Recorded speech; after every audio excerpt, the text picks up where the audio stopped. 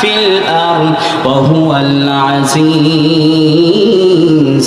হাকীম। বলেন আল্লাহু আকবার।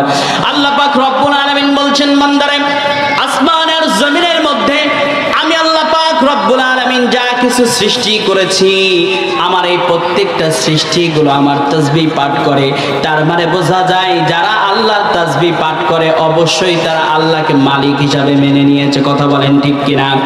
সম্মানিত উপস্থিতি, খেয়াল করেন, আমাদের মালিক যদি আল্লাহ হয়, এই কথা যদি আপনি বলতে পারেন সকল অবস্থায়, আমাদের চলাফেরা অবস্থায় যদি আপনি বলতে পারেন ইন্নাল্লাযীনা ক্বালু, নিশ্চয় আমার রব হচ্ছেন আল্লাহ, রব্বুন আল্লাহ, আমরা সাক্ষ্য দিলাম আল্লাহ আমাদের রব, আল্লাহ ছাড়া পৃথিবীর কোনো দ্বিতীয় কোনো রব আমাদের হতে পারে নাকি? বলেন তো দেখি।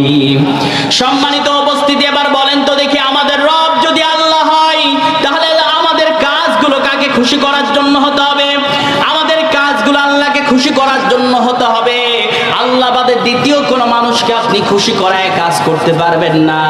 যদি আল্লাহর খুশি করে আপনি কাজ করতে পারেন তাহলে আপনার জন্য জান্নাত আছে না নাই?